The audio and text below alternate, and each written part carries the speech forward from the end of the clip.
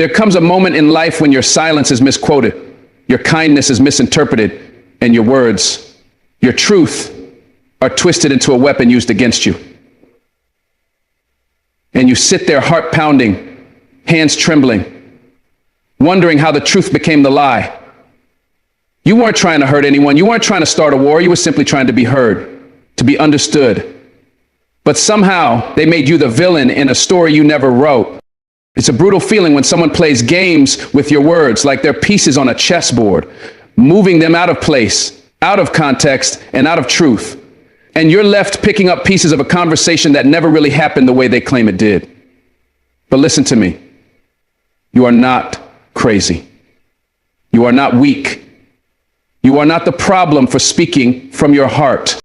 Today, we're going to talk about how to stand your ground when your voice is under attack. We're going to talk about clarity, power, and holding on to your truth, even when they try to twist it, because they might bend your words, but they will not break your spirit. Let's talk. You ever notice how they smile when you start to lose your temper? That little smirk they give when your voice starts to rise? That's not just coincidence. That's strategy. Because people who twist your words don't care about truth, they care about control. And one of the easiest ways to gain control over you is to pull you into their storm, to light a match and wait for you to burn the whole place down with your emotion. They want you to look like the unstable one. They want you to become the distraction. So when your heart starts pounding, when your face gets hot, when you feel the urge to shout just to be heard, breathe. Breathe before you break. Because when you stay calm in the fire, you expose who's really trying to cause the flames. See, they don't win by being right. They win when you look wrong. That's the game. That's the setup. And the moment you shout, the moment you snap, the moment you say something out of emotion instead of wisdom, boom, they got you. That one moment becomes the headline of the whole story. They'll skip every time you were kind, every time you were clear, and they'll zoom in on the one time you cracked. They'll say, see, this is who they really are. Don't give them that ammunition. You've got to remember, composure is not weakness. It's discipline. It's armor.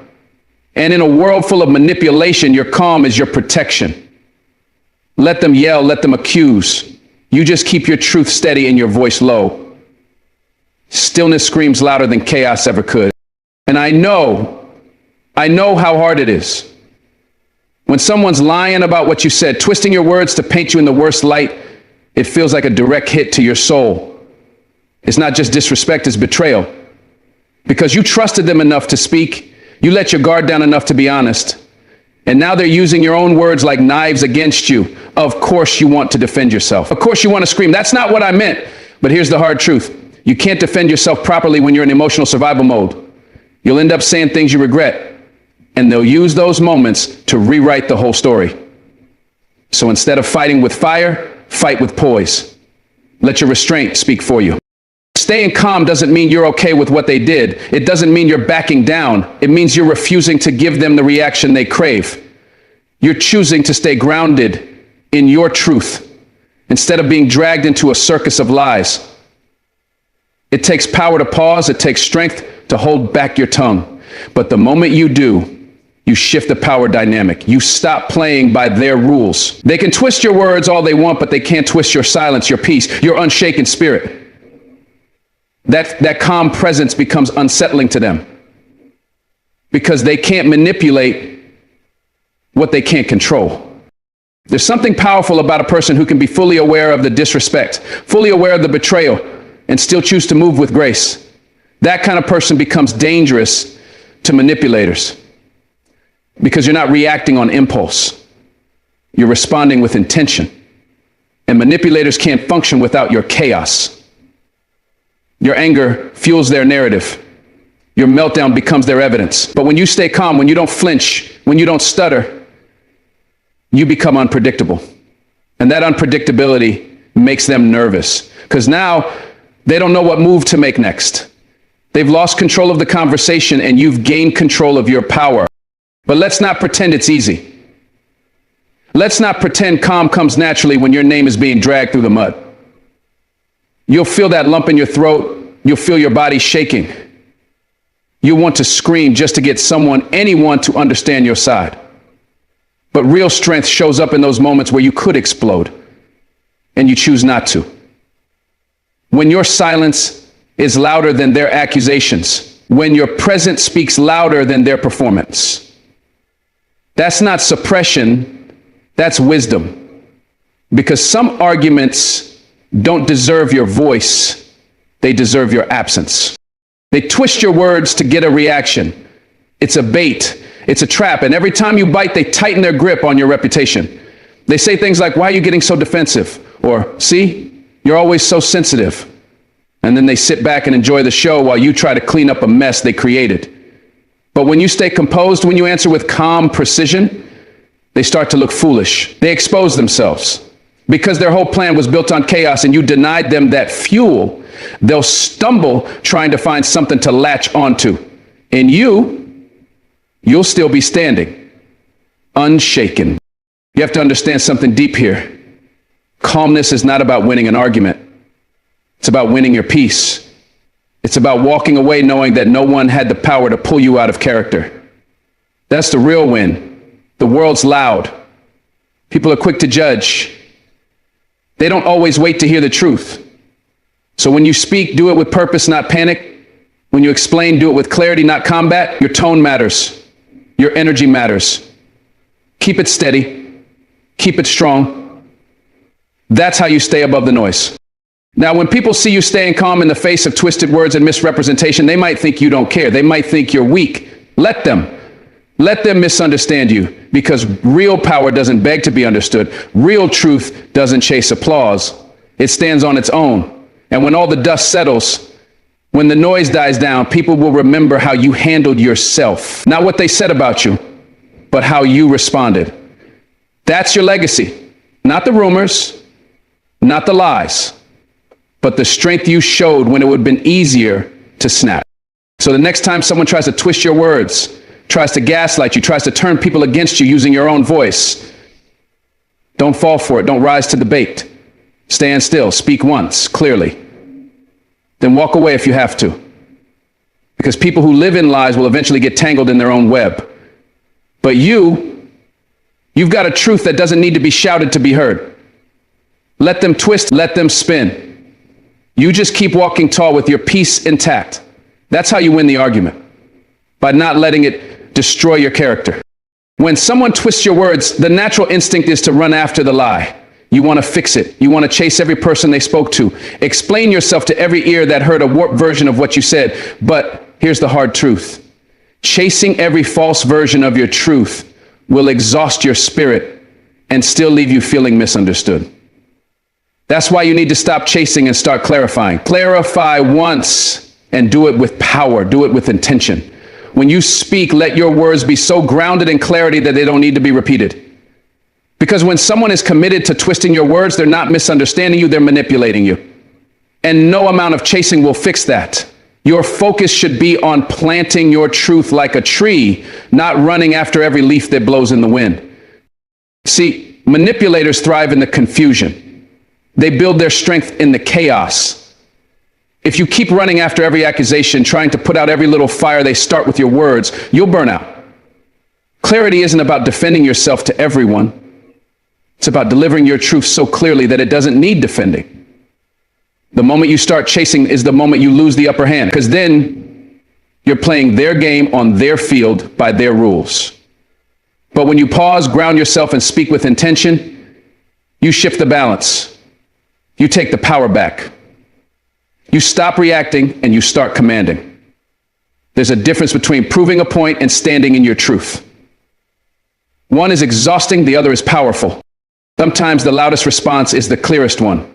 Not because you shouted, not because you repeated yourself 20 times, but because your delivery left no room for doubt. You've got to make peace with the idea that some people want to misunderstand you.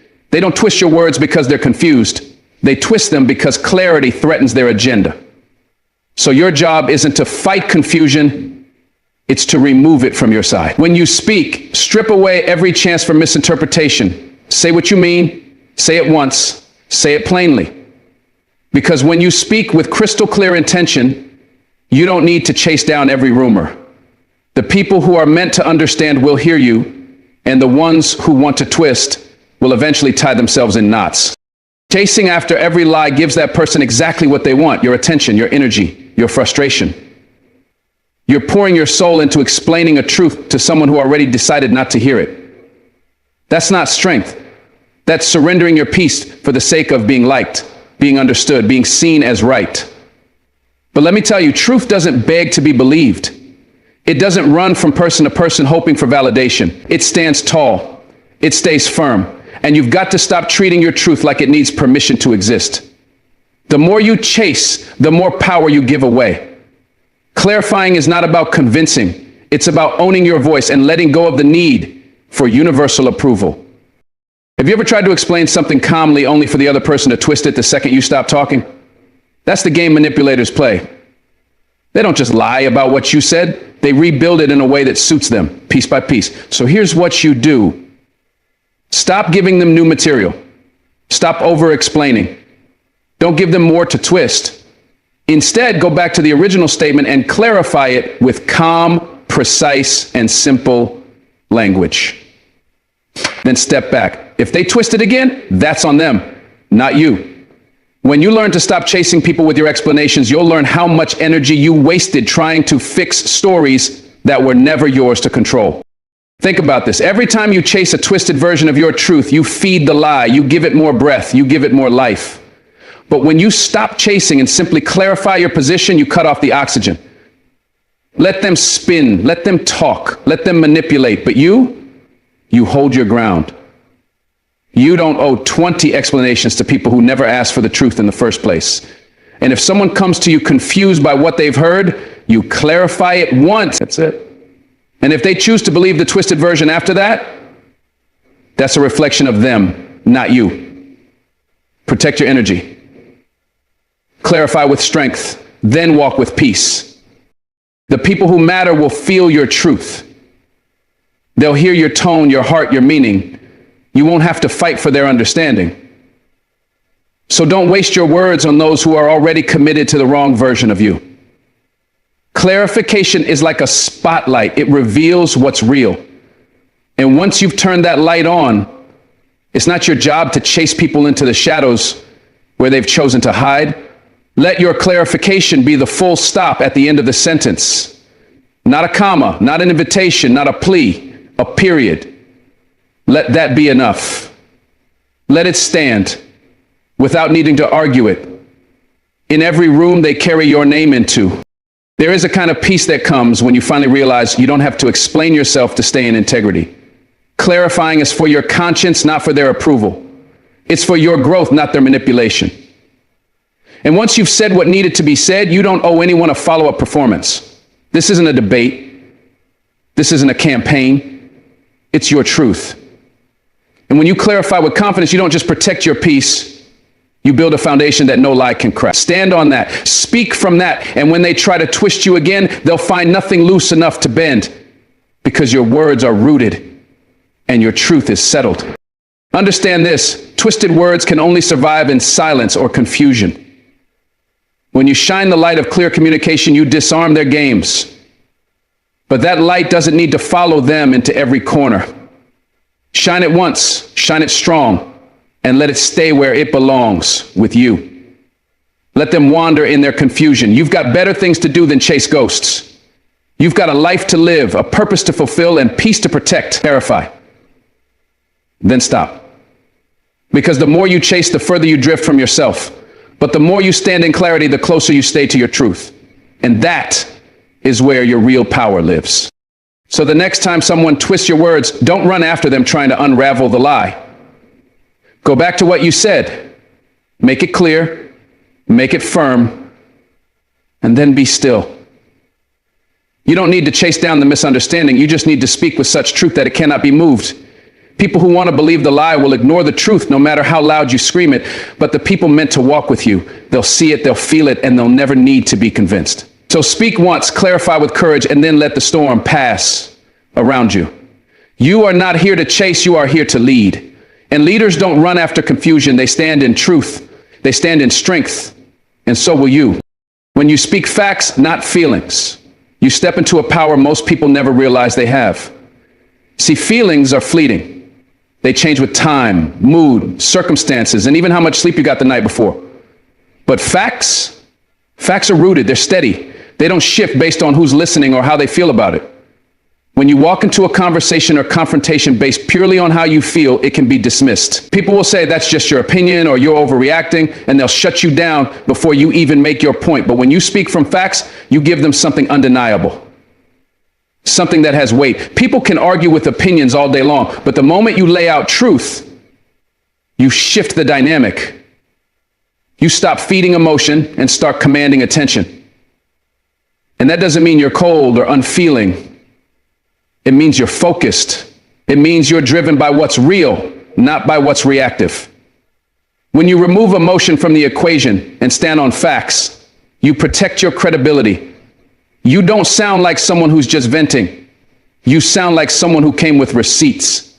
And in a world full of noise, that clarity makes you dangerous in the best possible way. Now, don't get it twisted. Feelings are valid. Your emotions are signals, indicators of what matters to you, and they shouldn't be ignored. But when you let them drive the entire conversation, you risk becoming unstable in your delivery. People often tune out when emotions run too high, even if the message is important.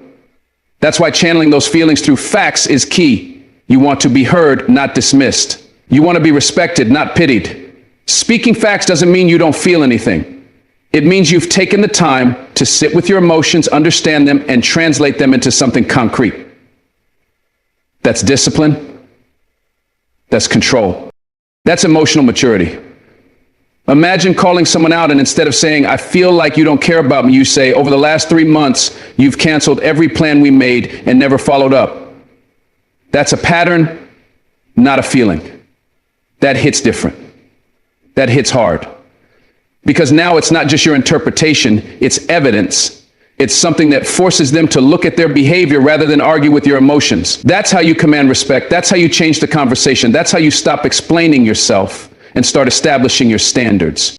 You see, when you speak in feelings, people assume you want comfort.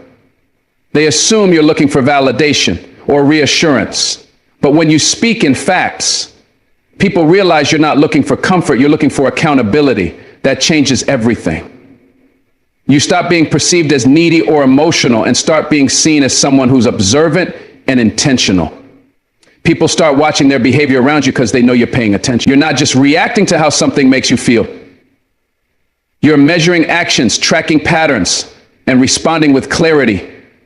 That makes you powerful. And it also makes you untouchable in a world where most people live off assumptions. This doesn't just work in relationships, it works in business, leadership, and personal boundaries too. If someone disrespects your time, don't say I feel disrespected. Say you missed 2 deadlines without explanation. Facts draw a line that cannot be softened or reworded. You remove all wiggle room. That's the strength of detaching from feelings and anchoring yourself in truth. You become calm in chaos, clear in confusion, and strong when others try to rattle you. Because you're not here to be swayed, you're here to be heard. The moment you decide to speak from facts, you'll notice how quickly the dynamic of every conversation changes. People stop gaslighting you. They stop flipping the script because facts leave no room for manipulation. There's nothing to twist when you lay out reality. A manipulator feeds on feelings. They know how to turn I feel hurt into you're too sensitive. But what do they do when you say, on Tuesday, you said one thing. On Friday, you did the opposite. Here's the proof. They fall silent. They scramble. Because now they can't argue with your perception. They have to face the evidence. This is how you stay in control. This is how you keep your peace.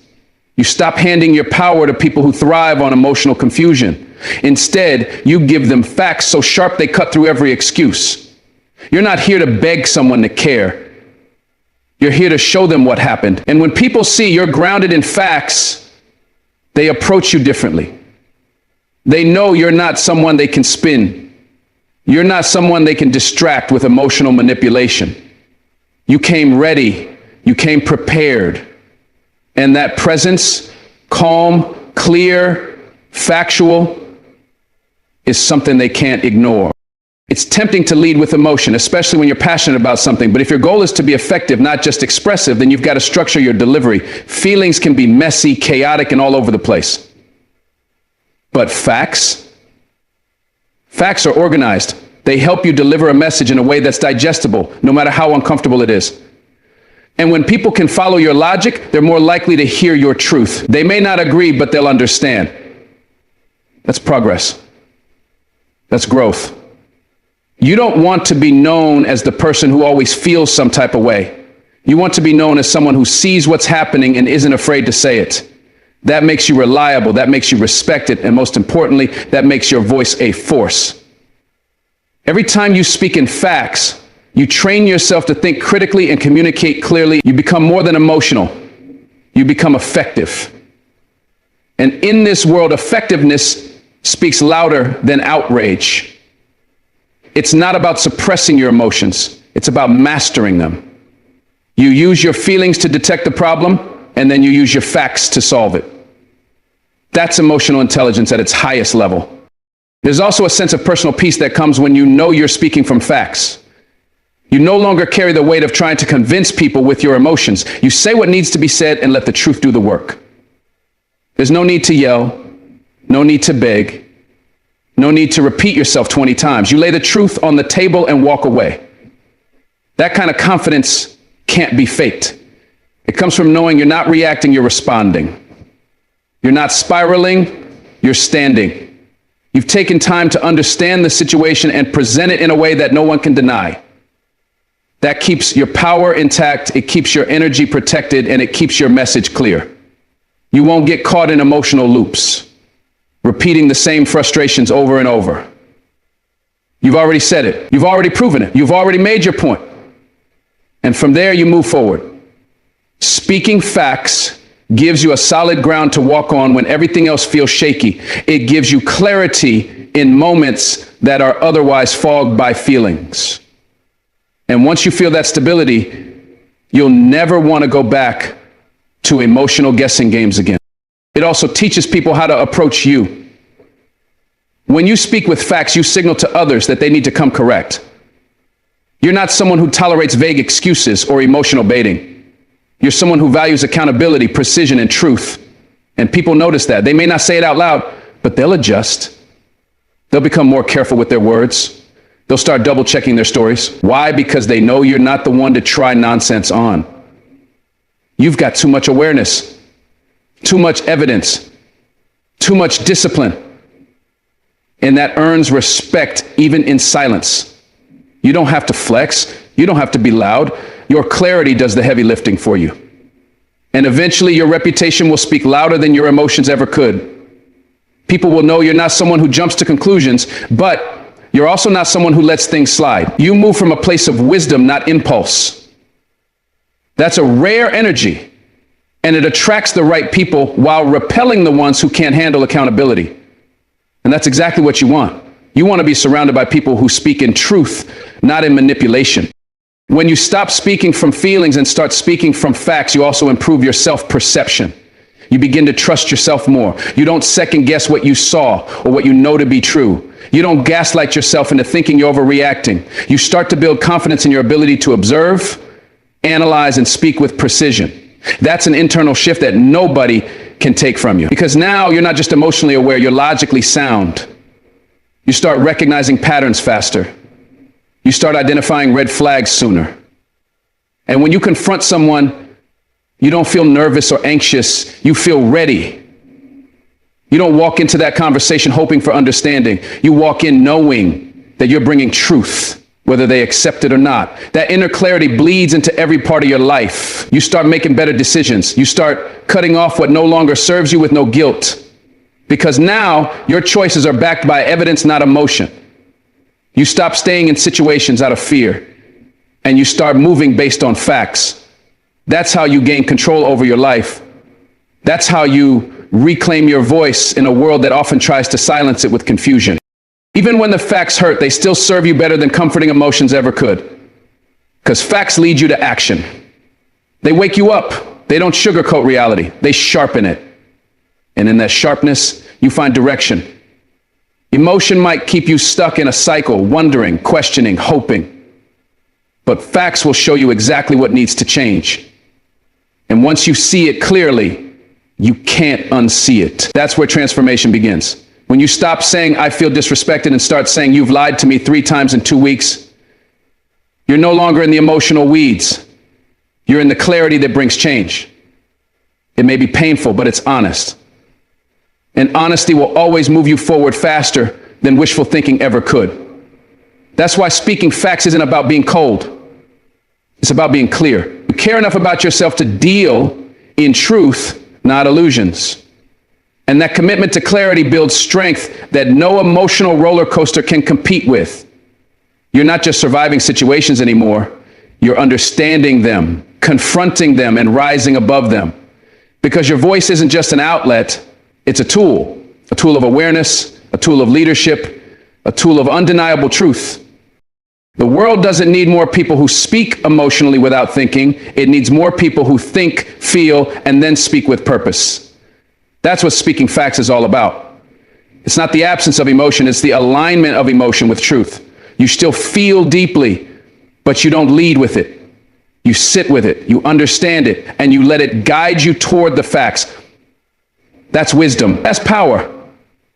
That's what separates leaders from reactors.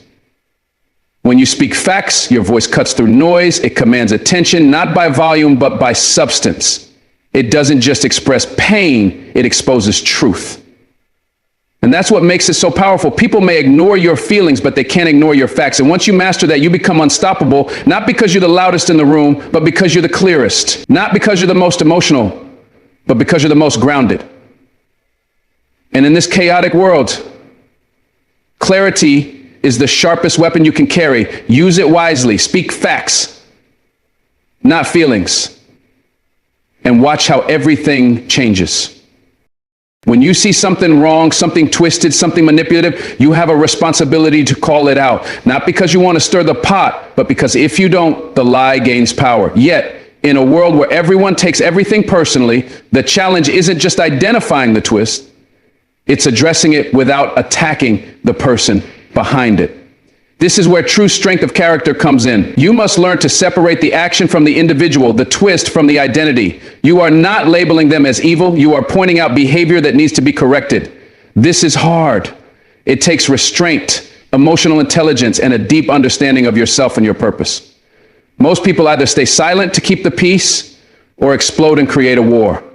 But you, if you want real change, must walk that narrow road between truth and compassion. Calling out the twist means recognizing when someone bends facts to fit their comfort, manipulates stories to appear as the victim, or distorts reality to avoid accountability. We all know this happens, and we all know how often people get away with it simply because no one is willing to speak up. But calling it out doesn't mean burning bridges or humiliating someone publicly. It means looking them in the eye, holding your ground, and calmly naming what's out of line. You don't have to raise your voice. You don't have to be aggressive. You just have to be honest and stay focused on the behavior, not the person. This is what mature confrontation looks like. It's clarity without cruelty. When you master that, you don't just correct the situation. You earn respect, even from those who tried to twist the truth. There's a deep level of discipline required to confront without attacking. Most people either avoid confrontation altogether or lash out in anger. But when you call out the twist without tearing down the person, you do something radical. You show that truth can be delivered without hate.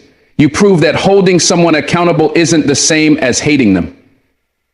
You make room for growth instead of shame. That's powerful. And it starts with your tone, your intent, and your control.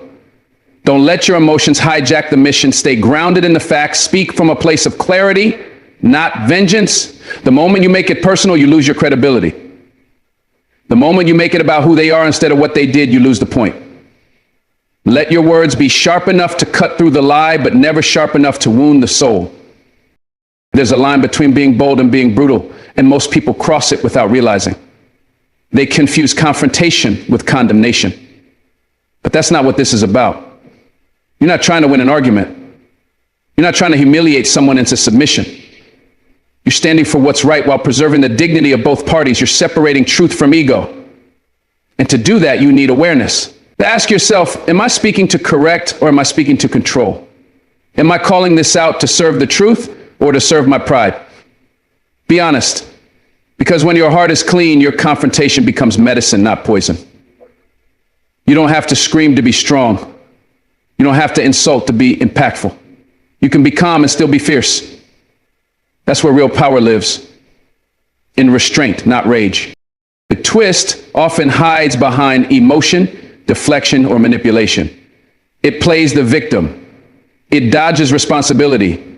It flips the narrative to make you question your own perception. That's why calling it out requires precision. You must be able to spot the subtle shifts in language, the little rewrites of history, the passive-aggressive digs that distort the truth. And when you see it, you can't let it slide. Not if you value honesty. Not if you respect yourself. But again, the goal isn't to attack. You're not out to destroy someone's character. You're out to restore the truth. And that means you confront the behavior, not the entire person. You stay anchored in facts, not opinions. You don't generalize, you specify. You don't accuse, you expose. You don't rage, you reveal. That's how you bring darkness to light without becoming a monster in the process. It's tempting to match the energy of the person twisting the truth. If they come with blame, you want to meet it with blame. If they manipulate, you want to expose them harshly. But you've got to rise above that. You don't fight fire with fire. You fight it with discipline. If they go low, you stay high. Not because you're weak, but because you're wise. You know that the moment you stoop to their level, the truth gets lost in the noise. So you hold your posture. You keep your integrity. You correct the record without dragging their name through the mud. You confront the lie without killing the relationship. And if they take it personally, that's on them, not on you. Your job isn't to manage their emotions. Your job is to protect the truth without losing your own character. That's how you lead. That's how you inspire change. One of the hardest things to accept is that some people will never acknowledge the twists. You'll call it out with grace. You'll avoid attacking them, and still, they'll get defensive. They'll deny it, deflect it, or accuse you of being the problem. That's okay. You're not responsible for their reaction. You're responsible for your delivery. Just because they won't accept it doesn't mean you were wrong to speak up. You're planting seeds. Sometimes people need time to process. Sometimes they need distance before the truth sinks in. But don't let their resistance make you doubt your clarity. Don't let their offense silence your voice. You did your part. You called out the twist with courage and compassion. That's rare. That's noble. And even if they never admit it, deep down, they know the truth was spoken. You shook the illusion. You disrupted the pattern. And that matters more than immediate approval. Eventually, people will start to notice the way you handle conflict. They'll see that you don't gossip. You don't belittle. You don't shame. You confront directly, respectfully, and with purpose. And that builds a reputation. People trust those who speak the truth with grace. They listen to those who know how to correct without condemning. You become the kind of person others come to for clarity, not because you sugarcoat, but because you speak with balance. This skill, calling out the twist without attacking, will elevate you in every area of life, professionally, personally, spiritually. Because no one wants to follow someone who is loud and reckless, but they will follow someone who is grounded, clear, and just. So practice the art, sharpen your discernment, tame your tongue, speak truth boldly but with care. And remember, it's not about being right. It's about being righteous. That's how you create impact without leaving destruction in your wake. When it comes to conflict, especially the kind that hits close to home, emotions can cloud judgment fast. You're hurt, angry, disappointed, and you want to react. But let me tell you something powerful. Documentation is not just for courtrooms or business deals. It's a shield, a mirror, a weapon of peace and truth. When people twist your words, when they try to gaslight you, when they pretend things didn't happen the way you know they did, having a record saves you from falling into the trap. It's not about being petty. It's about being prepared. Start writing things down. Keep voice notes if you have to. Save messages, record events while they're fresh. Don't think, oh, I'll remember it later. You won't. Time softens details, but the written word doesn't lie. Your future self will thank you. And sometimes just knowing you've documented the truth gives you the peace to walk away gracefully. In personal relationships, people don't expect you to document things. That's why it's so powerful. When someone constantly rewrites history, turns every confrontation into a blame game, or makes you question your own reality, having proof, even for yourself, is a lifeline. You're not keeping score, you're keeping clarity. There will be moments when someone says, I never said that, or that's not what I meant. And without documentation, you're left standing in a fog of doubt. But if you've written it down, saved the text, or journaled the conversation, you won't be shaken. This isn't about revenge, it's about remembrance. You're guarding your mind, your emotions, your truth. In the middle of chaos, a written timeline becomes your compass. It reminds you that you're not crazy, that your perception is valid. And when the world tries to gaslight you into silence, your records will be your voice. Calm, clear, unshakable. Now, some people will try to make you feel guilty for keeping records. They'll say, why are you being so calculated? Or don't you trust me? But let me ask you this. Should trust require you to erase your memory? Should love ask you to ignore repeated patterns of harm? Absolutely not. People who fear accountability often label preparation as paranoia. Don't let that shame tactic work on you. When you document things, you're not building a case, you're building your awareness. You've shown yourself what's really happening over time, because emotional manipulation thrives in isolation and confusion. But documentation connects the dots. You'll start to see the patterns, the lies, the shifts, the cycles. It won't just be a feeling anymore, it'll be a timeline. And once you see the pattern, you can't unsee it. You'll know when it's time to walk away, not just because you're hurt, but because the facts are there to back up your peace. There's a kind of quiet strength in being able to recall the truth without the heat of emotion. When you document everything, you take the drama out of the story and replace it with clarity. You're no longer reacting, you're responding.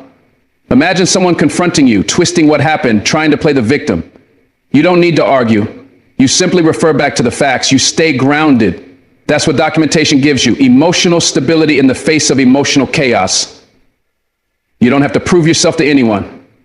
The records speak for themselves, and even if no one else sees them, even if you never use them in a confrontation, just knowing you have the truth brings power. That notebook, that email trail, those journal entries, they become anchors.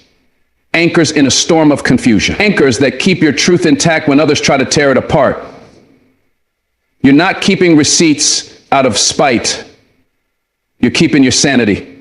Sometimes we forget the details of what we endured because our mind protects us by hiding the pain. But healing doesn't come from forgetting. It comes from understanding. And documentation helps you understand. You look back at those notes and realize, wow, I minimized this. I accepted this. I kept making excuses for this. That's when healing starts. When you stop pretending it wasn't that bad, when you stop letting people off the hook in your memory, your documentation becomes your reality check. It shows you what you tolerated, how often it happened, and what patterns you kept walking into.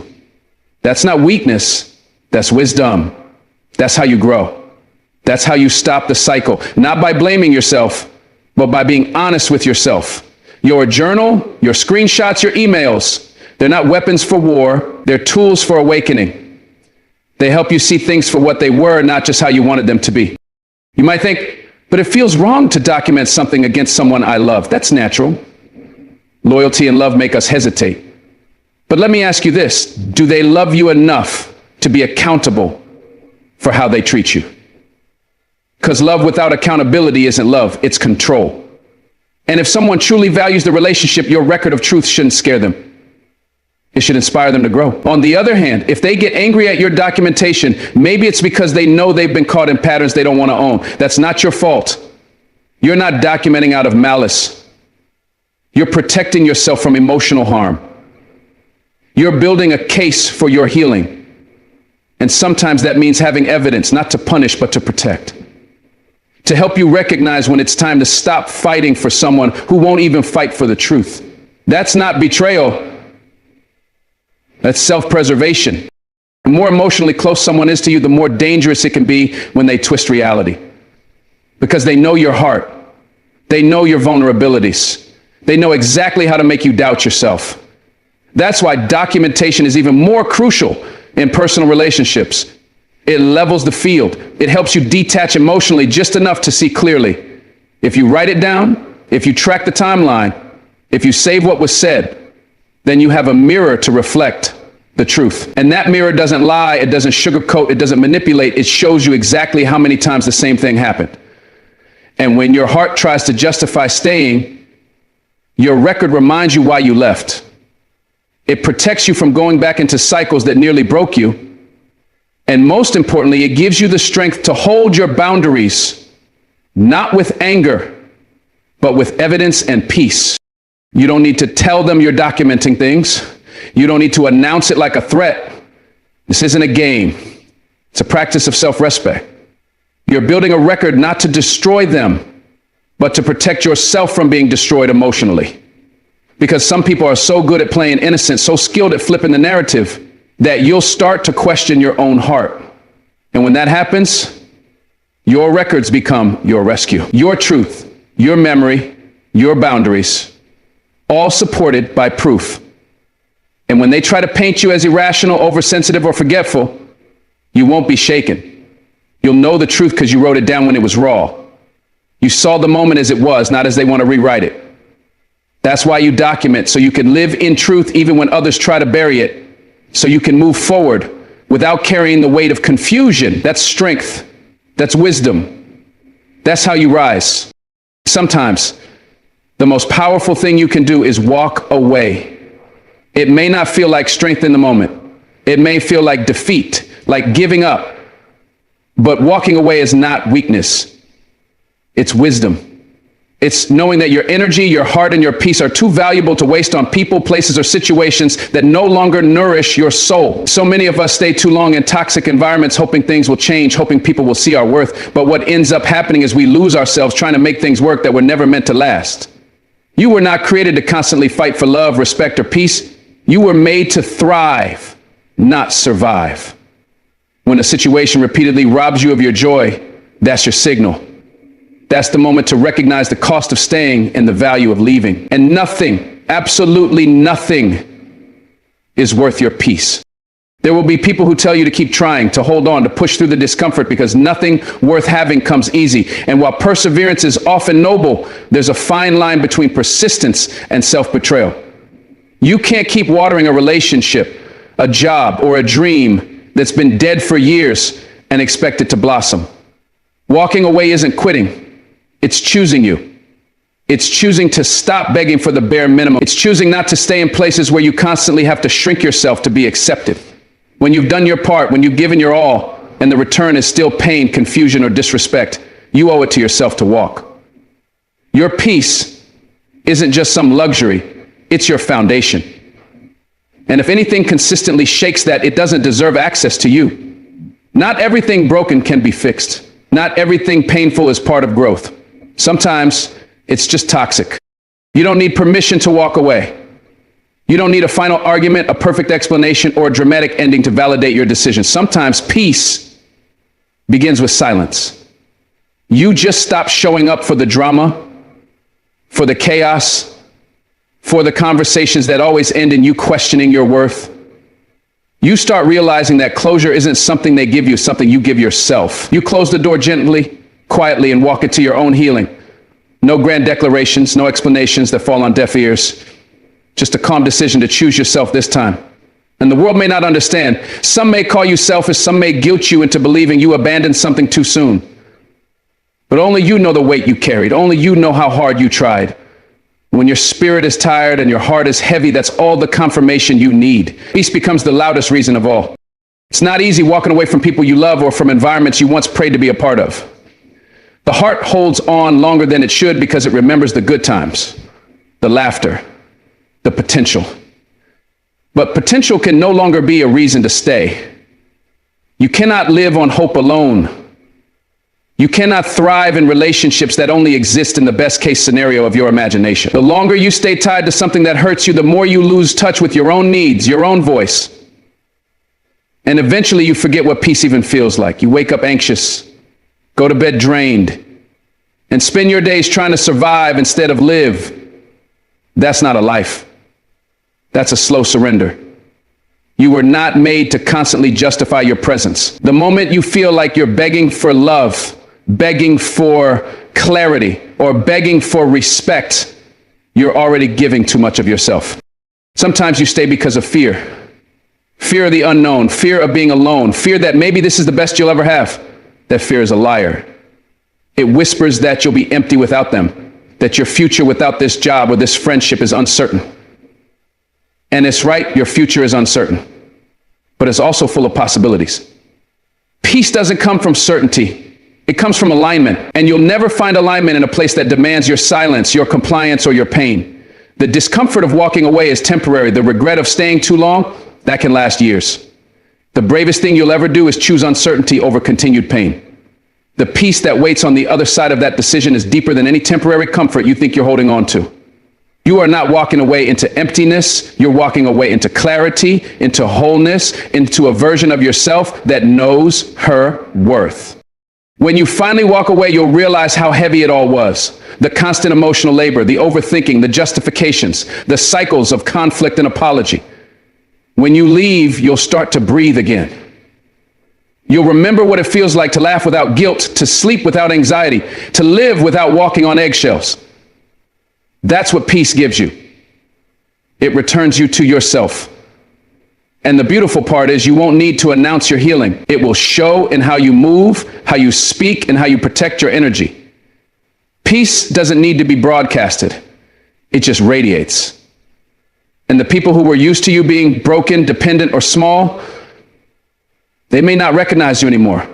That's okay. You're not walking away to hurt them. You're walking away to heal you. And healing, though painful at first, is always worth it. One day you'll look back and wonder why you stayed so long. Don't wait for it to get worse before you give yourself permission to leave. You don't have to be completely destroyed before you make a different choice. Your peace is not a reward you earn after you've suffered enough. It's something you're allowed to claim simply because you're alive. You are allowed to outgrow relationships that no longer serve you. You are allowed to change your mind. You are allowed to prioritize your emotional well-being. Walking away might feel like loss at first, but it's actually the beginning of gaining clarity, gaining freedom, gaining self-respect. And no, it won't always be applauded. Some people will misunderstand, some will be angry, but that's not your responsibility. Your responsibility is to protect your soul, to stop betraying yourself in order to be loved by others. You deserve a life where peace is not something you chase, but something you live in daily. That life starts when you walk away. The truth is, peace feels unfamiliar when you've lived in chaos for so long. It might feel boring at first. You may even miss the highs and lows, the emotional roller coasters. That's not love. That's trauma bonding. Peace is steady, it's quiet, it's consistent. It allows you to rest instead of brace for impact. And the more you walk in peace, the more you'll recognize how unnatural the chaos really was. You'll stop romanticizing dysfunction. You'll stop tolerating relationships that drain you. You'll start noticing how your body relaxes in safe spaces, how your mind gets clearer, how your soul feels lighter. That's when you know you made the right choice. Walking away wasn't failure, it was a declaration.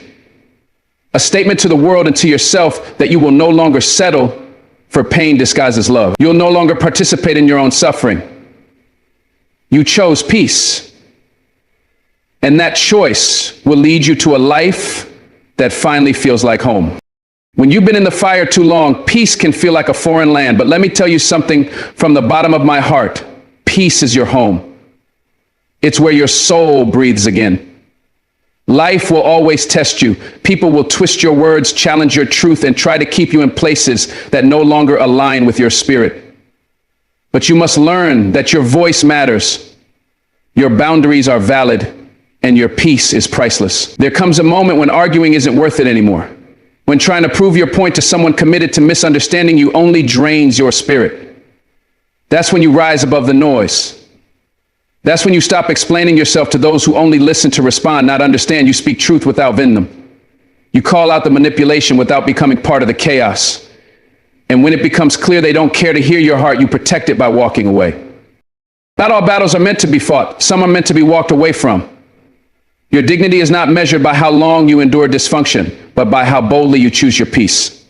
It takes courage to step back and say, this is no longer for me. It takes strength to let go of situations that once defined your identity, but now only deplete your energy. And it takes wisdom to recognize that love, respect, and clarity should not be begged for. They should be given freely. You don't need to argue with someone who keeps twisting your words to fit their narrative. Let them speak. Let them project. But you move with integrity. You let your actions speak louder than their accusations. Because the truth always outlasts the lie, and peace always outshines the drama. Healing begins the moment you decide you're done betraying yourself to make others comfortable. It begins when you stop fighting to be understood and start standing in your truth, quietly, boldly, without apology. There's nothing weak about walking away. It's one of the most powerful moves you'll ever make, because when you walk away from chaos, you're walking toward peace. When you stop engaging with toxicity, you're honoring your worth. And when you no longer let someone's twisted version of you dictate your value, you reclaim your identity. That's what this is all about. Not revenge, not ego, but freedom. Freedom to live a life where you don't have to keep explaining, defending, or surviving. Just being. So keep your head high, your spirit grounded, and your peace protected. You don't owe anyone access to you who doesn't honor your truth. You don't owe another round of painful conversations just to prove your heart is pure. You owe yourself peace. You owe yourself joy. You owe yourself the freedom to walk away and not look back. Thank you for being here. Thank you for choosing yourself. And above all, may God bless you, protect your heart, and guide your steps toward a life that finally feels like peace.